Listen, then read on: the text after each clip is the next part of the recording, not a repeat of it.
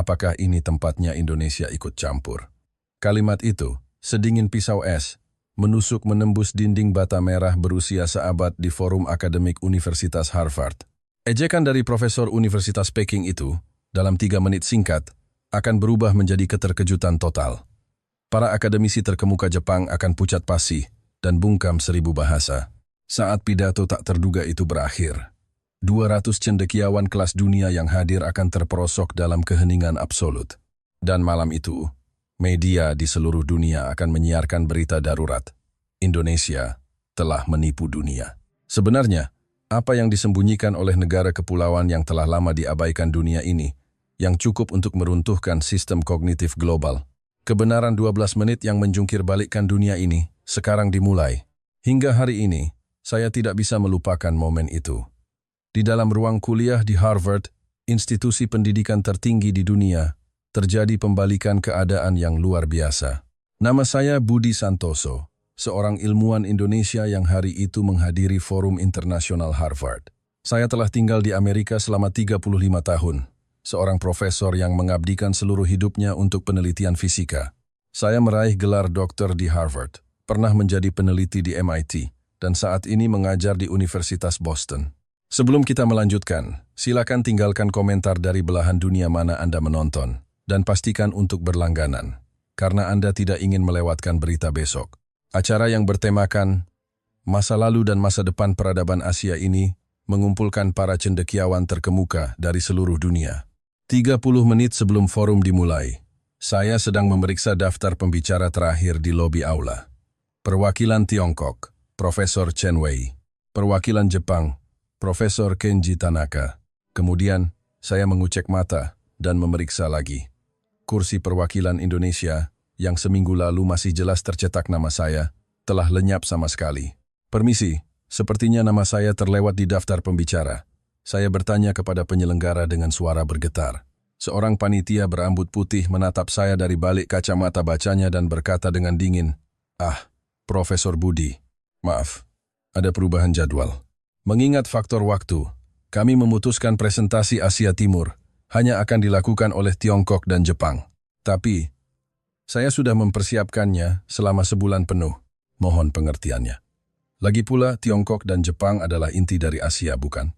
Saat kalimat itu masuk ke telinga saya, jantung saya serasa ditusuk oleh sesuatu yang tajam. 35 tahun. Selama itulah saya hidup di Amerika. Saya meraih gelar PhD di Harvard, bekerja di MIT, menerbitkan puluhan makalah. Namun pada akhirnya, di mata mereka, Indonesia tetaplah sebuah entitas yang tak terlihat. Saya masuk ke toilet, menatap cermin. Seorang pria berwajah oriental dengan rambut memutih ada di sana. Saya mencengkram wastafel, menunduk dalam-dalam. Air mata hampir tumpah, tetapi saya menahannya. Atau mungkin saya sudah terbiasa. Selama 35 tahun, untuk apa sebenarnya aku hidup? Sebuah monolog keluar dari mulut saya. Saya teringat kata-kata profesor pembimbing saya saat program doktoral. Negaramu tidak punya teknologi apa-apa kan? Hanya bisa menjiplak saja. Saat itu pun, saya tidak bisa membantah sepatah kata pun, karena saya tidak punya cara untuk membuktikannya. Saya melangkah keluar menuju aula. Lebih dari 500 peserta telah memenuhi kursi. Di barisan depan, papan nama untuk perwakilan Tiongkok, Jepang, India, Jerman, dan Prancis terpajang. Tetapi kursi untuk Indonesia bahkan tidak disiapkan, seolah-olah tidak pernah ada sejak awal. Saya mencari tempat duduk di sudut belakang. Seorang mahasiswa keturunan India di sebelah saya melirik dengan penasaran. Saya memaksakan seulas senyum dan membuka jadwal di tangan saya. Inovasi Tiongkok, Kehalusan Jepang, begitu bunyi judulnya. Indonesia bahkan tidak mendapat satu kata pun dalam judul itu. Hari ini pun aku menjadi orang tak terlihat, desahku pelan. Tapi saat itu saya belum tahu bahwa hanya dalam 2 jam, seluruh aula ini akan dijungkir balikkan, dan nama Indonesia akan disebut oleh setiap orang. Moderator naik ke panggung dan memegang mikrofon. Baiklah, mari kita bersama-sama menjelajahi masa lalu dan masa depan peradaban Asia. Pertama-tama, mari kita sambut dengan tepuk tangan paling meriah, Profesor Chen Wei dari Universitas Peking. Tepuk tangan menggema. Saya mengepalkan tangan, memulai perjamuan yang memalukan ini. Profesor Chen Wei yang naik ke panggung memang pantas berasal dari Peking University. penuh semangat dan percaya diri. Tubuhnya tinggi besar, suaranya lantang, memancarkan aura keyakinan. Hadirin sekalian, titik awal peradaban Asia adalah Tiongkok. Kalimat pertamanya langsung memusatkan perhatian seluruh audiens. Di layar, muncul foto tembok besar yang megah. Lihatlah 4 penemuan besar kami, bubuk mesiu, kompas, pembuatan kertas, dan percetakan. Semua ini berasal dari Tiongkok. Penemuan-penemuan agung yang mengubah peradaban manusia ini lahir dari tangan nenek moyang kami. Seiring slide berganti satu persatu, decak kagum penonton semakin keras. Saya, dari kursi belakang, menyaksikan pemandangan ini dengan hati yang sangat tertekan. Tanpa bubuk mesiu, apakah akan ada sistem senjata modern? Tanpa kompas, bisakah era penjelajahan dimulai? Tanpa kertas, mungkinkah penyebaran pengetahuan terjadi? Profesor Chen melanjutkan dengan lantang. Dan lihatlah sekarang, bagaimana dengan teknologi kereta cepat kami. Lihatlah kekuatan teknis kami dengan kecepatan 350 km per jam. Dari Beijing ke Shanghai, hanya butuh 4 jam. Inilah kecepatan Tiongkok. Di layar, muncul gambar kereta cepat Tiongkok yang gagah. Penonton serentak berdecak kagum. Kami adalah negara dengan sejarah 5.000 tahun. Pemikiran Konfusius dan Laozi hingga kini masih menjadi dasar filsafat dunia, bukan? Istilah lingkaran budaya aksara Han itu sendiri membuktikan pengaruh Tiongkok. Dia berhenti sejenak, tersenyum penuh arti, dan berkata, Asia selalu berkembang dengan Tiongkok sebagai pusatnya. Dulu begitu, sekarang begitu, dan masa depan pun akan begitu. Tepuk tangan membahana. Lebih dari 500 penonton bertepuk tangan serempak. Hati saya mencelos. Karena Indonesia tidak pernah disebut sekalipun. Profesor Chen menambahkan di akhir, lihatlah skala ekonomi kami, PDB 18 triliun dolar AS, nomor 2 di dunia. Lihatlah teknologi antariksa kami. Kami adalah satu-satunya negara yang berhasil mendarat di sisi jauh bulan. Inilah posisi Tiongkok. Tepuk tangan kembali terdengar, beberapa orang bahkan berdiri untuk bertepuk tangan. Saya merosot di kursi, merasa sekecil debu. Masa depan Asia akan dipimpin oleh Tiongkok. Proyek Belt and Road sedang membangun jalur sutra baru. Kami sedang membangun sabuk ekonomi raksasa yang melintasi Asia, menghubungkan Eropa dan Afrika. Saat Profesor Chen turun dari panggung, tepuk tangan bagai ombak tak henti-hentinya. Moderator berkata dengan ekspresi terkesan, sungguh presentasi yang mengesankan, yang memperlihatkan kita masa lalu Tiongkok yang agung dan masa depan yang cemerlang. Dalam hati saya berpikir, Indonesia juga ada. Kami juga punya sejarah, punya teknologi. Tapi saya tidak punya keberanian untuk mengatakannya. Bahkan tidak diberi kesempatan. Moderator kembali mengambil mikrofon. Selanjutnya, mari kita sambut Profesor Kenji Tanaka dari Universitas Tokyo. Mari kita dengarkan keindahan estetika yang halus yang disajikan oleh Jepang. Saya menghela napas. Sekarang giliran Jepang. Sekali lagi, Indonesia akan menjadi negara yang tidak ada. Profesor Kenji Tanaka naik ke panggung. Cendekiawan lulusan Universitas Tokyo ini memiliki ekspresi yang sopan namun penuh kebanggaan. Setelan jas yang pas di badan dengan kacamata berbingkai perak, tipikal akademisi Jepang. Selamat siang semua. Hari ini saya ingin berbicara tentang semangat Jepang. Suaranya tenang namun kuat. Di layar, muncul gambar seorang samurai. Apakah Anda semua tahu semangat Bushido? Semangat pengrajin yang mengejar kesempurnaan. Itulah jiwa Jepang. Bahkan jika kami hanya membuat satu hal, kami akan melakukannya dengan yang terbaik. Slide berganti, menampilkan gambar pabrik mobil Toyota. Lihatlah sistem produksi Toyota. Just in time, Kaizen. Semua ini telah menjadi standar industri manufaktur dunia. Semangat kami dalam mengejar zero defect telah menciptakan keajaiban ini. Para penonton mengangguk-angguk, terutama beberapa profesor manajemen yang sibuk mencatat. Lihatlah produk elektronik kami. Sony, Panasonic, Nintendo. Anda semua tahu bagaimana merek-merek ini mengubah dunia. Walkman mengubah budaya musik, PlayStation mengubah budaya game. Di layar, produk-produk Sony dari berbagai generasi muncul berurutan, dari Walkman hingga PlayStation terbaru. Dan lihatlah industri budaya kami. Anime dan manga kini menjadi pusat budaya pemuda global. Pokemon, Dragon Ball, Naruto. Siapa yang tidak kenal karakter-karakter ini? Beberapa peserta muda tersenyum. Mereka pasti juga tumbuh dengan menonton anime Jepang. Tahukah Anda berapa jumlah restoran berbintang Michelin yang dimiliki Jepang? Kami adalah negara dengan bintang Michelin terbanyak kedua setelah Prancis. Sushi kini telah menjadi sinonim untuk masakan kelas atas dunia. Profesor Tanaka berhenti sejenak, lalu berkata dengan nada yang lebih bersemangat, kami adalah negara Asia yang paling banyak menerima hadiah Nobel. Di bidang sains saja, lebih dari 20 pemenang telah lahir. Inilah kekuatan riset Jepang. Saya merasa semakin kecil. Gunung tinggi Tiongkok dan lautan dalam Jepang membuat Indonesia menjadi sungai kecil yang tak terlihat. Setelah restorasi Meiji, kami adalah negara pertama di Asia yang berhasil memodernisasi diri. Kami mengimpor teknologi barat tanpa kehilangan semangat Jepang. Hasilnya adalah Jepang hari ini. Suaranya penuh dengan kebanggaan. Tahukah Anda istilah wabi-sabi? Menemukan kesempurnaan dalam ketidaksempurnaan, itulah estetika Jepang. Kami tidak hanya membuat teknologi, kami menciptakan seni. Tepuk tangan terdengar. Saya melihat sekeliling, setiap wajah menunjukkan kekaguman.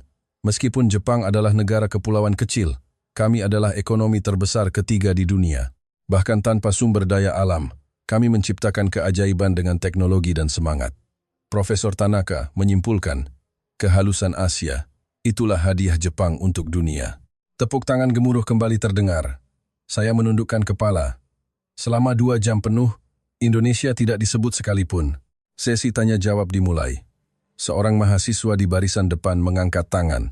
Dia adalah mahasiswa keturunan India yang tampak dari Harvard Business School dengan rambut ikal dan tatapan tajam, berusia akhir 20-an. Terima kasih banyak atas 2 presentasi yang luar biasa. Pencapaian Tiongkok dan Jepang memang mengagumkan. Dia berdiri, melihat sekeliling seolah mencari sesuatu. Tapi saya punya satu pertanyaan. Berbicara tentang Asia, Tiongkok dan Jepang sangat terkenal. Tetapi, apakah Indonesia pernah memberikan kontribusi khusus? Maksud saya, selain Bali dan rendang, kontribusi yang bersejarah. Seketika itu juga seluruh aula meledak dalam tawa kecil. Bisikan dan tawa terdengar di mana-mana. Benar juga, Indonesia punya apa? Bukankah itu hanya tempat untuk berlibur di Bali? Gojek? Bukankah itu juga meniru teknologi Amerika? Seseorang berkata dengan keras. Ada juga pasar malam, saya lihat di Netflix. Kelihatannya enak. Tawa kembali meledak, seolah-olah Indonesia hanyalah topik hiburan. Profesor Chen Wei menjawab, Indonesia? Sebuah negara kepulauan di antara Tiongkok dan Jepang. Kudengar musik pop mereka cukup bagus. Kelihatannya mereka cukup bekerja keras. Nada bicaranya mengandung sedikit belas kasihan, seperti berbicara kepada seorang anak. Profesor Tanaka juga menimpali, Indonesia memang telah belajar dengan baik apa yang kami ajarkan kepada mereka. Produk elektronik mereka juga berkembang di atas fondasi teknologi kami. Saya ingin melompat dari kursi, berteriak. Tidak, Indonesia punya teknologinya sendiri yang orisinal. Tapi kedua kaki saya kaku tak bergerak. Rasa tak berdaya yang terakumulasi selama 35 tahun mengikat saya di kursi seperti belenggu. Inilah kenyataannya. Inilah Indonesia di mata dunia. Saya mengepalkan tangan begitu erat hingga kuku saya hampir menembus telapak tangan. Kemarahan dan kekecewaan meluap bersamaan. Moderator hendak menengahi. Baiklah, mari kita ke pertanyaan berikutnya. Tepat pada saat itu. Tunggu sebentar. Sebuah suara terdengar dari belakang aula. Tenang, namun penuh dengan kekuatan yang tak terbantahkan. Itu adalah Profesor Sarah Miller, seorang akademisi dari Departemen Sejarah Universitas Harvard. Selama 25 tahun, ia telah mengabdikan dirinya pada studi sejarah Asia Tenggara dan Indonesia. Dikenal pendiam, ia tiba-tiba berdiri. Orang-orang di sekitarnya menatapnya dengan kaget. Semua mata langsung tertuju padanya. Biar saya yang menjawab pertanyaan ini. Dia mulai berjalan ke depan. Suara sepatu hak tingginya menggema di aula yang sunyi. Di tangannya, tergenggam sebuah flash drive USB kecil. Moderator berkata dengan panik, Profesor Miller, ini tidak ada dalam jadwal kita. Beri saya 12 menit. Itu sudah cukup. Suaranya mengandung ketegasan yang tidak bisa ditolak. Naik ke atas panggung, Profesor Miller menyambungkan USB-nya ke laptop. Layar menyala. Tatapannya menyapu seluruh ruangan, termasuk Profesor Chen Wei dan Kenji Tanaka yang masih memasang senyum mengejek. Tadi mahasiswa itu bertanya, selain Bali dan rendang, apa lagi yang dimiliki Indonesia? Layar berubah. Gambar pertama yang muncul membuat saya tidak percaya dengan mata saya sendiri. Itu adalah peta kuno abad ke-17. Di sampingnya terdapat gambar struktur kapal Goa dari Kesultanan Makassar. Seluruh aula langsung hening. Suasana yang tadinya penuh tawa mengejek seketika membeku. Ayah saya dulu seorang diplomat yang bertugas di Jakarta. Pengakuan mendadak Profesor Miller membuat semua orang tertegun. Beliau tinggal di sana selama era Orde Baru dan menyaksikan keajaiban ekonomi Indonesia. Hingga sebelum wafat, beliau tidak pernah bisa melupakan pulau itu. Beliau tidak bisa melupakan orang-orang yang bekerja tanpa lelah di pabrik-pabrik, membangun keajaiban ekonomi. Tidak bisa melupakan mata-mata yang penuh kerinduan akan demokrasi di bawah pemerintahan otoriter. Ia menarik napas dalam-dalam dan melanjutkan. Jadi, saya mulai meneliti Indonesia selama 25 tahun penuh. Dan saya menyadari satu hal, kita semua sangat tidak tahu apa-apa tentang Indonesia. Di layar, muncul slide baru. Judulnya, 1669, Pertempuran yang Mengubah Sejarah Maritim Dunia. Hadirin sekalian, lihat ini. Dia memperbesar peta kuno Selat Makassar. Pada tahun 1669, lebih dari 300 tahun yang lalu, seorang sultan bernama Hasanuddin memimpin ratusan kapal perang di sini. Tujuannya adalah melawan kekuatan VOC Belanda, yang pada saat itu merupakan kekuatan maritim terkuat di dunia. Wajah Profesor Tanaka mulai menegang. Tangannya yang gemetar tanpa sadar menunjukkan kegelisahan batinnya. Seberapa kuat kekuatan laut Eropa saat itu? Belanda dijuluki kusir lautan. Armada mereka merajai 7 samudra. Kekuatan meriam kapal mereka adalah yang terhebat di dunia. Sementara itu, armada Sultan Hasanuddin, baik dari segi ukuran kapal maupun jangkauan meriam, jauh tertinggal. Profesor Miller menunjukkan slide berikutnya, perbandingan kapal perang kedua belah pihak. Orang Belanda mengejek kapal-kapal Makassar sebagai cangkang telur yang rapuh. Mereka mengira pertempuran ini akan menjadi pembantaian sepihak. Mata para penonton mulai menjadi fokus. Beberapa orang mulai berbisik kagum, tapi mereka salah. Sultan Hasanuddin tidak menggunakan kekuatan kasar, melainkan kecerdasan. Suara Profesor Miller mulai penuh kekuatan. Jantungku mulai berdebar kencang. Akhirnya ada seseorang yang mulai menceritakan kebenaran. Dia tahu bahwa pertarungan langsung pasti akan kalah. Tapi dia menguasai keunggulan absolut yang tidak dimiliki Belanda. Pengetahuan lokal. Dia tahu arus dan pola angin di Selat Makassar, yang memungkinkan armadanya yang lebih kecil dan lincah untuk bermanuver dan menyerang sisi-sisi armada Belanda yang besar dan lamban, menghindari tembakan meriam frontal mereka. Itu sebuah pertaruhan. Seorang profesor Amerika tidak tahan untuk menyela. Benar. Sebuah pertaruhan yang didasarkan pada perhitungan yang cermat. Dia mempertaruhkan cuaca, arus pasang surut, dan, yang terpenting, pengetahuan navigasi turun-temurun yang diberikan oleh nelayan lokal Bugis Makassar. Di layar, muncul kutipan dari catatan sejarah Belanda. Sultan, yang dijuluki ayam jantan dari timur, muncul seolah-olah pasukan dewa dari jalur yang tidak mungkin dilalui. Belanda panik dan kocar-kacir. Ekspresi Profesor Tanaka semakin muram. Catatan sejarah dari negaranya sendiri digunakan sebagai bukti, ia tidak bisa membantah. Sultan Hasanuddin bukan hanya seorang raja. Dia adalah seorang ahli strategi jenius. Dia memanfaatkan arus, angin, geografi, bahkan perang psikologis. Dia membuktikan bahwa penentu kemenangan perang bukan hanya keunggulan senjata, tetapi juga kecerdasan di dalam kepala. Dengan yang lemah, ia mengalahkan yang kuat, mengalahkan penguasa dunia saat itu, dan mengubah tatanan sejarah di Asia Tenggara. Semangat inilah titik awal Indonesia. Para penonton menahan napas, mendengarkan dengan saksama. Mereka yang sebelumnya menertawakan Indonesia, kini menunjukkan raut penyesalan di wajah mereka, menatap Profesor Miller di atas panggung dengan ekspresi yang nyaris penuh hormat. Tapi itu belum semuanya, kata Profesor Miller. Mengalahkan penjajah menunjukkan keberanian dan kecerdasan Indonesia untuk bertahan hidup dalam kesulitan.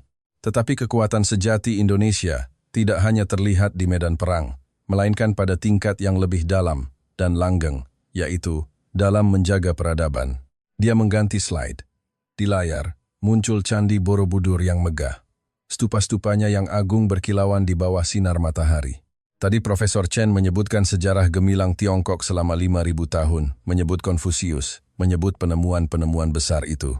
Semua yang dikatakannya benar. Tapi di mana esensi paling murni dari peradaban itu sekarang? Harta karun negara yang tak ternilai, yang merupakan hasil karya tak terhitung pengrajin selama beberapa dinasti. Wajah Profesor Chen Wei seketika menjadi gelap. Dia sepertinya sudah menduga apa yang akan terjadi selanjutnya. Jawabannya ada di sini. Suara Profesor Miller menggema di seluruh aula. Di depan mata Anda, mahakarya ini, selama berabad-abad terkubur di bawah abu vulkanik dan hutan, nyaris lenyap dari sejarah. Namun, ia ditemukan kembali dan dipulihkan dengan susah payah. Bagaimana monumen ini bisa kembali megah? Dia bertanya dan menjawab sendiri, dengan nada yang sedikit berat. Itu adalah salah satu upaya penyelamatan budaya terbesar dalam sejarah manusia. Di pertengahan abad ke-20, melalui kolaborasi global yang dipimpin oleh Indonesia dan UNESCO, para ahli dari seluruh dunia bekerja selama bertahun-tahun, membongkar, membersihkan, dan menyusun kembali lebih dari 1 juta balok batu. Sebuah proses yang membutuhkan ketelitian luar biasa. Mata saya mulai berkaca-kaca. Sejarah ini sudah saya dengar sejak kecil, tetapi tidak pernah saya rasakan bobot dan keharuannya yang luar biasa seperti saat ini. Profesor Miller menunjukkan sebuah foto hitam putih dari proses restorasi. Ini bukan penjarahan, bukan pencurian. Ini adalah aksi penyelamatan peradaban. Dan ketika warisan ini menemukan kembali kemegahannya di Indonesia, apa yang terjadi di seberang lautan? Di layar, muncul gambar-gambar dari era revolusi kebudayaan. Pengawal merah menghancurkan kuil Konfusius, membakar buku-buku kuno. Kehancuran dan kegilaan itu menjadi kontras yang paling kejam dengan detail dan keagungan Borobudur. Sebuah malapetaka selama 10 tahun. Kuil, artefak, dan situs kuno yang tak terhitung jumlahnya dihancurkan. Ketika satu tempat sedang menghancurkan akar budayanya sendiri, tempat lain diam-diam memelihara warisan bersama umat manusia ini, menjaganya siang dan malam. Profesor Chen mengepalkan tangannya, tidak bisa berkata apa-apa. Sejarah 5.000 tahun yang ia banggakan, saat ini didefinisikan ulang oleh Profesor Miller dengan cara yang tidak bisa ia bantah. Jadi hadirin sekalian, tatapan Profesor Miller menyapu seluruh ruangan. Ketika kita berbicara tentang peradaban, kita tidak hanya berbicara tentang apa yang telah diciptakan di masa lalu, tetapi yang lebih penting, apa yang dijaga dan diwariskan di masa sekarang. Dari sudut pandang ini, Indonesia bukan hanya sebuah entitas ekonomi atau politik. Ia lebih seperti bahtera Nuh bagi peradaban, tidak hanya untuk dirinya sendiri, tetapi juga untuk dunia. Ia telah melestarikan memori yang paling berharga. Saya merasakan arus hangat mengalir di hati saya. Ya, inilah DNA Indonesia, bukan untuk menaklukkan, melainkan untuk menjaga, bukan untuk merusak, melainkan untuk mewariskan. Kegigihan dalam diam ini lebih kuat daripada slogan apapun yang paling lantang. Seluruh cendekiawan di ruangan itu, termasuk mahasiswa India tadi, menunjukkan ekspresi pencerahan. Mereka mulai mengerti bahwa nilai Indonesia jauh melampaui imajinasi mereka. Namun Indonesia tidak tenggelam dalam kejayaan masa lalu. Suara Profesor Miller membawa pikiran para penonton dari zaman kuno kembali ke era modern. DNA penjaga peradaban itu telah terinternalisasi menjadi semangat untuk mengejar keunggulan. Sekarang, mari kita lihat bagaimana pulau ini berubah dari bahtera peradaban menjadi mesin penggerak masa depan. Gambar di layar beralih dari relief kuno Borobudur ke sebuah gambar satelit yang mengorbit bumi dengan kepulauan Indonesia yang terbentang di bawahnya. Sekarang mari kita bicara tentang sesuatu yang lebih besar. Sesuatu yang dampaknya menyatukan sebuah bangsa yang terpisah oleh lautan. Di layar, muncul gambar peluncuran roket. Pada tahun 1976, Indonesia menjadi negara berkembang pertama di dunia yang mengoperasikan sistem satelit domestiknya sendiri, satelit Palapa. Ini adalah sebuah lompatan visi yang luar biasa pada masanya. Aula kembali dipenuhi desahan kekaguman. Banyak orang, termasuk para profesor ilmu eksak terkemuka, menunjukkan ekspresi tak percaya di wajah mereka. Apa artinya ini? Profesor Miller menjelaskan dengan cara yang paling sederhana. Ini berarti bahwa siaran televisi, panggilan telepon, data, dan komunikasi bisa menjangkau dari Sabang sampai Merauke, menyatukan ribuan pulau menjadi satu kesatuan bangsa. Di saat negara lain masih berjuang dengan infrastruktur darat, Indonesia melompat ke angkasa. Ini bukan menjiplak, ini adalah sebuah lompatan paradigma. Profesor saya yang dulu berkata, negaramu hanya bisa menjiplak kembali terngiang di telinga saya. Tapi kali ini, yang saya rasakan bukan lagi penghinaan, melainkan kepuasan yang membalas. Visi ini, untuk menyatukan Nusantara melalui teknologi adalah fondasi bagi ekonomi digital Indonesia saat ini. Ketika dunia berbicara tentang hambatan teknologi dan perang paten, Indonesia memilih jalan yang lebih sulit namun lebih berjangka panjang, menggunakan teknologi untuk mempersatukan. Keberanian untuk bermimpi besar, inilah yang menjadi kekuatan tersembunyi Indonesia. Saya melihat Profesor Chen Wei dan Kenji Tanaka di bawah. Wajah mereka sudah tidak lagi menunjukkan kesombongan. Yang ada adalah ekspresi kompleks yang bercampur antara keterkejutan, kebingungan, dan bahkan sedikit rasa hormat. Mereka akhirnya mengerti bahwa kekuatan Indonesia dibangun di atas dimensi yang tidak pernah mereka pikirkan. Tapi inovasi Indonesia yang paling mendalam dan paling agung mungkin bukanlah yang terukir di orbit, melainkan terukir di dalam jiwa seluruh masyarakatnya, yaitu demokrasi. Di layar, muncul foto hitam putih yang penuh sejarah. Ribuan mahasiswa menduduki gedung parlemen di Jakarta pada tahun 1998. Mereka mengenakan jaket alma mater. Mata mereka lelah namun sangat teguh. Ketika mata dunia masih terfokus pada runtuhnya tembok Berlin, Indonesia sedang melangsungkan revolusi sunyinya sendiri. Gerakan yang dikenal sebagai reformasi ini, tanpa kekerasan yang meluas, para mahasiswa dengan damai menuntut mundurnya rezim otoriter yang telah berkuasa selama 32 tahun. Banyak negara dalam proses mengejar pembangunan ekonomi mengorbankan demokrasi, banyak juga negara dalam memperjuangkan demokrasi terjebak dalam kekacauan dan kemiskinan jangka panjang. Mereka berkata, ekonomi dan demokrasi tidak bisa berjalan beriringan. Dia berhenti sejenak, menatap seluruh ruangan. Tapi Indonesia, dengan caranya sendiri, membuktikan kepada dunia bahwa mereka salah. Benih reformasi telah berbunga. Di layar, muncul gambar rakyat Indonesia memberikan suara dalam pemilihan umum. Wajah-wajah mereka memancarkan kebanggaan dan harapan sebagai warga negara. Indonesia berhasil mewujudkan transisi damai dari sistem otoriter ke demokrasi yang matang. Yang lebih berharga adalah, ini dicapai sambil mempertahankan pertumbuhan ekonomi. Dan, apa hasil dari revolusi sunyi ini?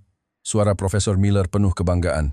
Hari ini, menurut indeks demokrasi dari The Economist, Indonesia adalah negara demokrasi terbesar ketiga di dunia dan menjadi salah satu yang paling hidup di Asia. Sebagai perbandingan, Jepang yang baru saja berpidato berada di peringkat 16 dan Tiongkok di peringkat 148. Angka adalah bahasa yang paling kuat. Ketika peringkat-peringkat itu ditampilkan berdampingan, seluruh aula hening. Wajah Profesor Chen Wei menjadi pucat pasi, sementara Profesor Tanaka menunjukkan ekspresi berpikir yang kompleks. Para penonton yang sebelumnya menertawakan Indonesia, kini menundukkan kepala, wajah mereka terasa panas. Sebuah demokrasi yang matang akan memenangkan rasa hormat dunia, lanjut Profesor Miller. Dalam beberapa tahun terakhir, ketika kelompok negara industri terkuat dunia, G7, mengadakan KTT, pernyataan bersama mereka berulang kali menekankan pentingnya menjaga perdamaian dan stabilitas di kawasan Asia Tenggara. Hadirin sekalian, pikirkan baik-baik bobot kalimat ini. Ini berarti demokrasi dan keamanan Indonesia tidak lagi hanya menjadi masalah regional, tetapi dianggap sebagai bagian tak terpisahkan untuk menjaga tatanan dan kemakmuran global. Status Indonesia dimenangkan oleh nilai-nilai yang diperjuangkannya sendiri. Ia membuktikan bahwa kebesaran sejati sebuah negara tidak terletak pada luas wilayah atau jumlah tentara, tetapi pada nilai-nilai yang dipilih dan dipertahankannya. Saya merasakan kegembiraan yang belum pernah saya rasakan sebelumnya. Selama ini, saya selalu bangga pada pencapaian teknologi Indonesia sebagai seorang ilmuwan.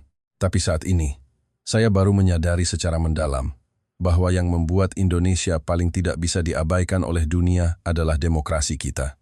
Itu adalah buah paling berharga yang disirami setetes demi setetes oleh keringat, darah, dan cita-cita para pendahulu di bawah bayang-bayang otoritarianisme yang panjang. Kebanggaan ini jauh lebih berat daripada data apapun. Tetapi kebesaran sebuah negara pada akhirnya kembali kepada rakyatnya.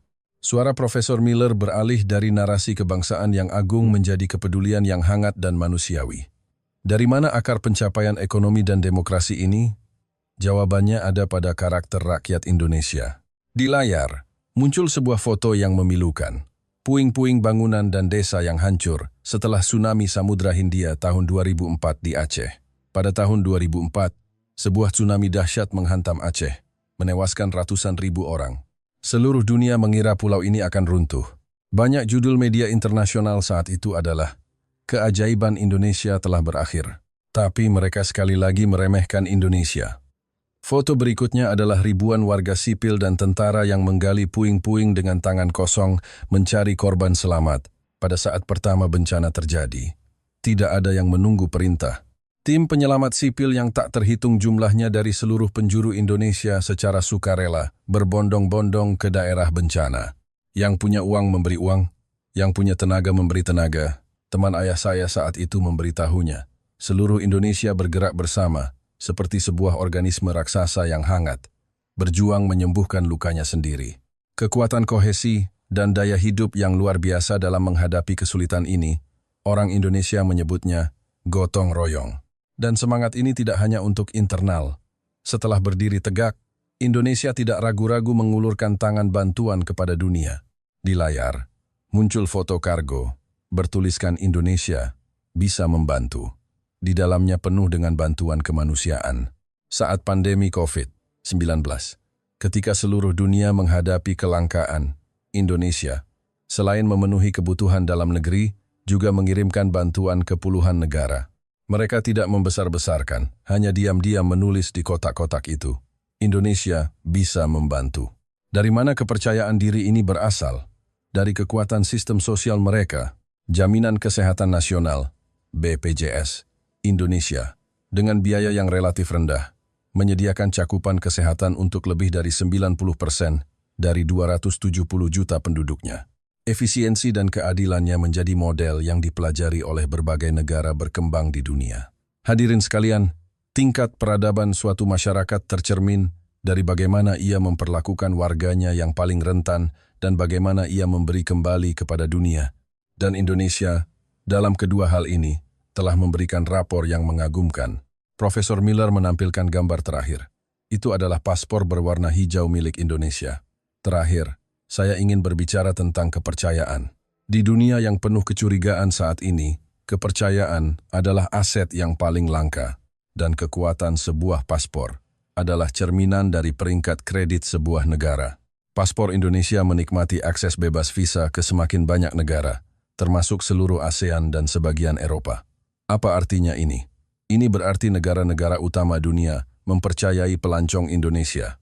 Mereka percaya orang Indonesia adalah warga negara yang taat hukum, beradab, dan berkualitas tinggi. Kepercayaan ini tidak didapat dengan uang atau tekanan diplomatik. Ini adalah aset tak berwujud yang dikumpulkan setetes demi setetes oleh puluhan juta rakyat Indonesia selama beberapa dekade di berbagai penjuru dunia dengan penampilan mereka yang jujur, ramah, dan profesional. Dari kecerdasan strategis 300 tahun yang lalu, hingga tekad untuk menjaga peradaban, dari visi teknologi yang menyatukan dunia, hingga demokrasi yang menjadi salah satu yang terbesar di dunia. Hingga hari ini, karakter rakyat yang tangguh, baik hati, dan dapat dipercaya. Inilah jawaban paling lengkap yang disumbangkan Indonesia kepada dunia. Setelah presentasi Profesor Miller berakhir, seluruh aula terjerumus dalam keheningan yang dalam dan mutlak. Selama hampir 1 menit, dari lebih dari 500 penonton, tidak ada satupun yang bersuara. Itu bukan keheningan yang canggung, melainkan semacam guncangan kolektif saat mencerna informasi yang sangat besar. Ekspresi di wajah orang-orang berubah dari penghinaan di awal, menjadi keterkejutan di tengah, dan kini telah berubah menjadi pemikiran yang mendalam dan rasa hormat. Kemudian, Profesor Kenji Tanaka perlahan berdiri dari tempat duduknya. Profesor Miller, terima kasih. Suaranya sedikit bergetar. Saya merasa malu atas ketidaktahuan saya sebelumnya. Kata-katanya penuh dengan ketulusan. Saya selalu berpikir Jepang mengajarkan teknologi kepada Korea dan Taiwan, tetapi sekarang saya mengerti. Indonesia telah menempuh jalan yang sama sekali berbeda namun sama mengagumkannya. Saya akui, kami terlalu sedikit tahu tentang tetangga kami. Setelah selesai berbicara, dia membungkuk dalam-dalam kepada Profesor Miller. Dalam etiket Jepang, ini adalah ekspresi penghormatan tertinggi. Selanjutnya, Profesor Chen Wei juga berdiri. Saya juga sama. Saya selalu bangga bahwa Tiongkok adalah pusat Asia. Tetapi di hadapan pencapaian Indonesia, kita harus belajar untuk rendah hati. Dia juga sedikit membungkuk, terutama dalam menjaga budaya sambil mencapai pembangunan ekonomi dan politik demokratis. Ini Ini benar-benar pencapaian yang luar biasa. Pada saat itu, mahasiswa India yang pertama kali bertanya juga mengangkat tangannya. Wajahnya penuh penyesalan. Profesor, saya benar-benar minta maaf. Saya mengajukan pertanyaan yang sangat tidak sopan. Dalam kondisi tidak tahu apa-apa tentang Indonesia. Profesor Miller tersenyum hangat. Tidak apa-apa. Justru karena pertanyaanmu, kita memiliki kesempatan untuk mengungkapkan kebenaran. Ketidaktahuan tidak memalukan. Tidak mau belajar, itulah yang benar-benar memalukan. Seorang penonton di bawah berkata dengan keras, "Sepertinya buku pelajaran kita sudah saatnya ditulis ulang." Tepuk tangan meledak pada saat itu. Awalnya hanya 1 atau 2 orang, tetapi dengan cepat menyebar seperti api liar ke seluruh ruangan. Kemudian, orang-orang mulai berdiri satu persatu, yang akhirnya menjadi tepuk tangan berdiri dari seluruh hadirin. 500 pemikir terkemuka dari seluruh dunia berdiri untuk memberikan penghormatan kepada Indonesia. Tepuk tangan itu tidak hanya untuk Profesor Miller, tetapi juga penghormatan kepada negara kepulauan Indonesia. Penghormatan terhadap kebenaran. Saya juga berdiri, tetapi kali ini rasanya sama sekali berbeda. Ini adalah pertama kalinya. Dalam 35 tahun, saya merasa bisa berdiri tegak dengan bangga sebagai orang Indonesia. Air mata akhirnya tumpah. Tetapi ini bukan lagi air mata kekecewaan. Ini adalah air mata haru, kebanggaan, dan kebahagiaan karena akhirnya dilihat oleh dunia. Seorang kolega di sebelah menepuk pundak saya. "Selamat Profesor, negara Anda benar-benar luar biasa." Saya mengangguk dengan kuat. Saat itu, saya merasa baru benar-benar menjadi seorang Indonesia yang utuh. Setelah forum hari itu berakhir, hal yang luar biasa terjadi. Seseorang merekam seluruh pidato Profesor Miller dan mengunggahnya ke YouTube dengan judul "Di Harvard, Kebenaran Tentang Indonesia Terungkap." Hari pertama video itu online, jumlah penontonnya melampaui 100.000. Komentar membanjir seperti air bah. "Ya Tuhan, ternyata Indonesia seperti ini. Kenapa sekolah tidak pernah mengajari ini?" Sultan Hasanuddin mengalahkan Belanda. Satelit Palapa. Reformasi. Luar biasa. Dalam seminggu, jumlah penayangan video melampaui 5 juta. Seluruh dunia heboh.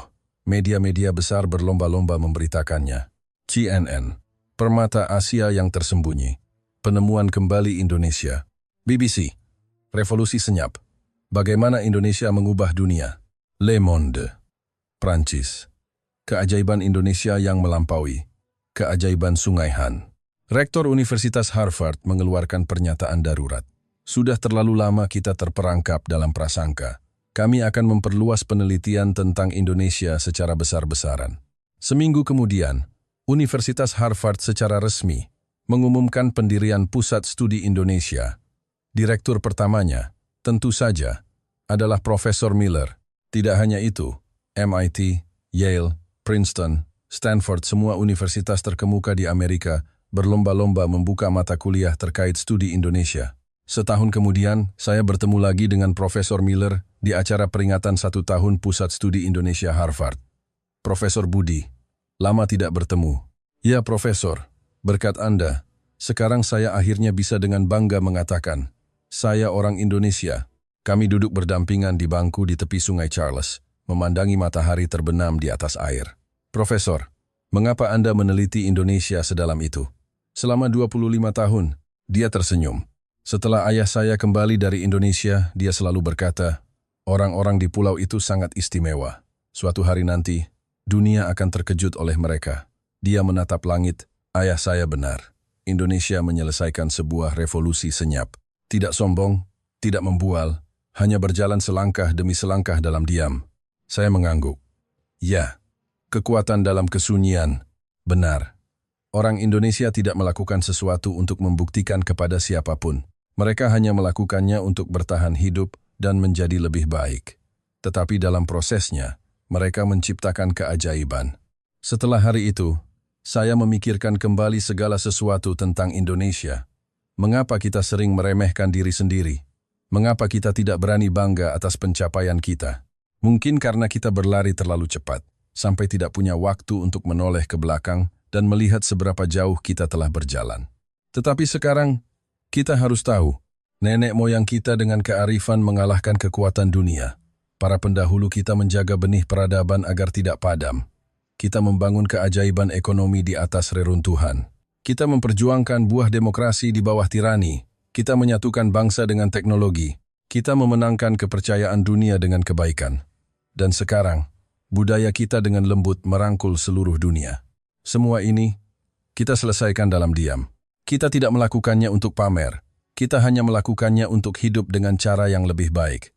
Generasi orang tua kita berkorban untuk generasi berikutnya. Generasi kita bekerja keras untuk membalas pengorbanan itu.